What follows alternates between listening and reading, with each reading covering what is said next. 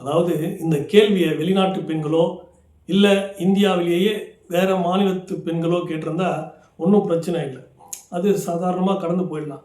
ஆனால் தமிழகத்தை சார்ந்த ஒரு பெண் இந்த மாதிரியான கேள்வியை கேட்குதுன்னும் போது கொஞ்சம் வருத்தமாக இருக்குது.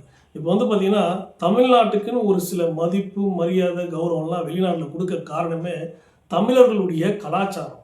புரியுதுங்களா? இப்போ அந்த சால் போட்டு போகிறதுனால உங்களுக்கு என்ன ஆகிட போகுது? ஒரு பெண்ணுனால மறைக்கணுங்க, அவளுடைய உடம்பெல்லாம் மறைக்கணும். ஏன்னா தமிழகத்தில் பெண்களுக்கு ஒரு சில மதிப்பு மரியாதை கௌரவம்லாம் கொடுத்துட்ருக்காங்க. புரியுதுங்களா? இன்னி வரைக்கும் தமிழ்நாட்டில் தான் பெண் தெய்வங்களே அதிகம். புரியுதுங்களா?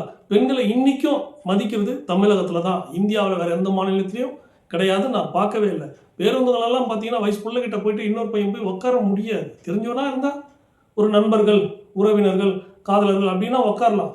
மற்றபடி தெரியாதவங்களாம் போய் உட்கார முடியாது. வெளி மாநிலத்துலலாம் அப்படி கிடையாது. யார் வேணாலும் யார் பக்கத்தில் வேணாலும் போய் உட்காந்துடலாம். ஆனால் தமிழகத்தில் அப்படி கிடையவே கிடையாது. புரியுதுங்களா? மானம், ஈனம், சூடு, சொரணை, அச்சம், நாணம், பைப்பு, அது இதுன்னு எதோ இருக்குது. தமிழர்கள்லாம் சாதாரணமாக மதிக்கலை வெளிநாடுகளில்.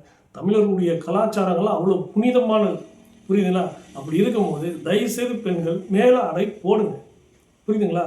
உங்களை பார்க்குறவங்களும் உங்களை கௌரவமாக பார்ப்பாங்க. எதுக்கு அதை காட்டணும்?